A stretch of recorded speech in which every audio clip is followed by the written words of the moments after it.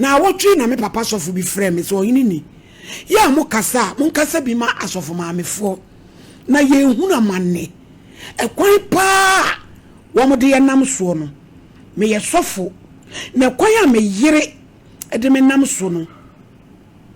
awere ho papa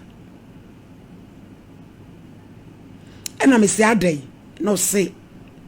kire se maami ha no kono wo kaya wonko wonsoa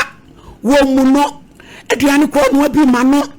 ena why say bawe o se busu mi siani na abrampa me yire mane ne nai na nse na papa osofu kofi oduro tie no ye program bi ena oso na down for sofu bi no wo Ghana ha na sorry kese no hu ababa wa bi eto kala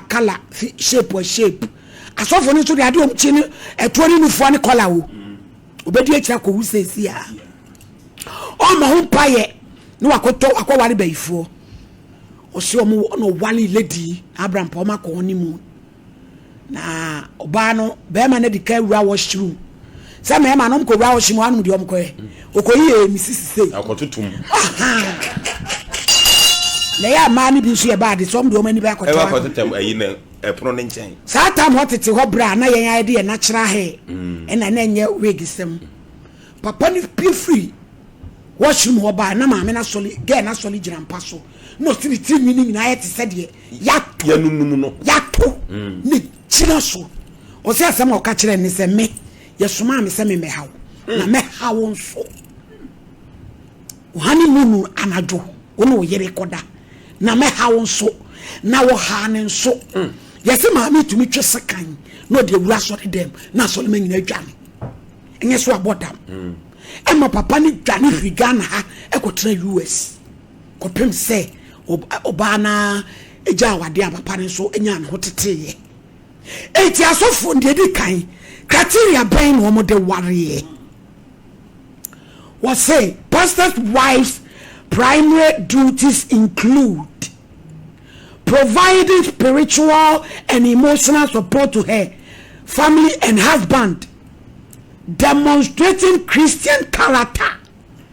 and ministering to others in the church through hospitality. Ahohojie usupan no wabra boni se wobabua ukun huhu hunamu ene wankase wabusua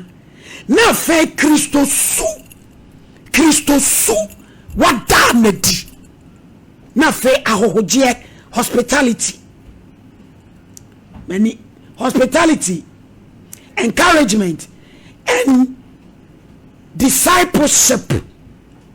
all while maintaining healthy personal boundaries and personal relationship with God. The specific nature of their service is a partnership with their husband,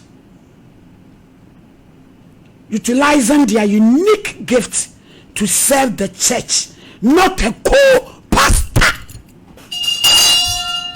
The nyamidie die wumuno woso de babo atete asafo mano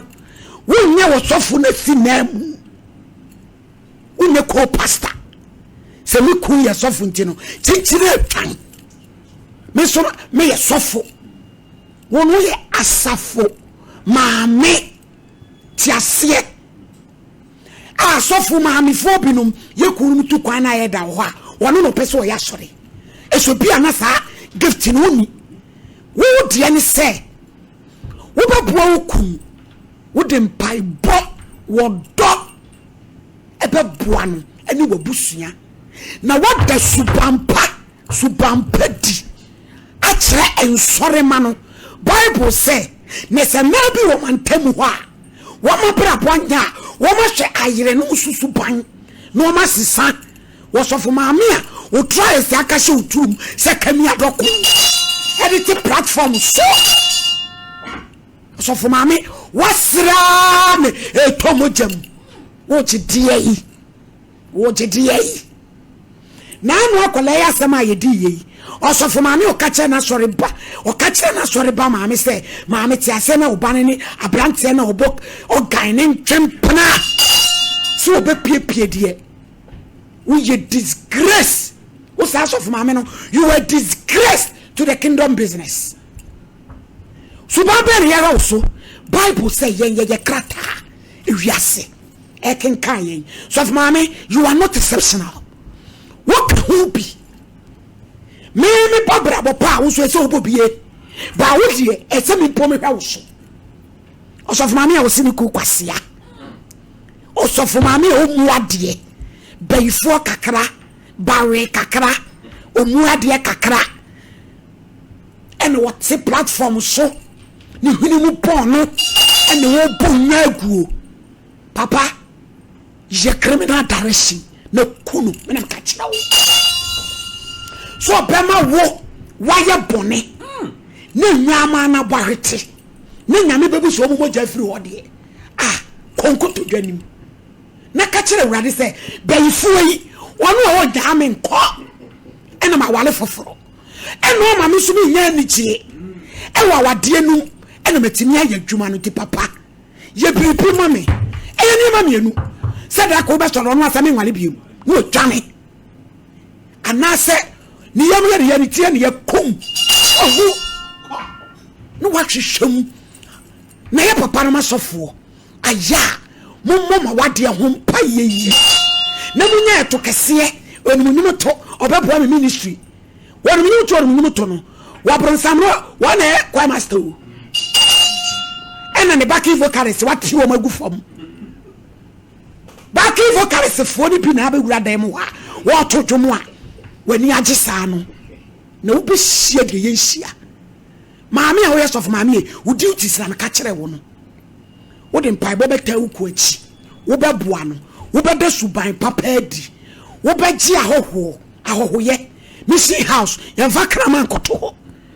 because ahoho ba ho to the krama nkoto be so kire sei ho ba obi meka wo krama na ka no ana ase kire sei na afei no yan hwa bra bonsia na ne kura no you are not a co-pastor yesre na asofo hunamane wo mu wu obiani kamafo a be kana sem bia ma no eti asofo ma me fo mu sesam suban na mu ku onyame dwuma na nimu ase yedi na mu prinom asofo ma me fo obi ka kire me se ni lesbian partner e ye osofo bi yere yes ene busa na se sofo ni mo se adazo be den wo ni lesbian partner e ye osofo bi yere ni pan ka kire me in confidence minini di agro ena o say aya na hypocrisy ya na mo yo mo sere na ade de na ono ni lesbian partner e ye osofo maame sofo bi yere onyame hu ye nyina ye mo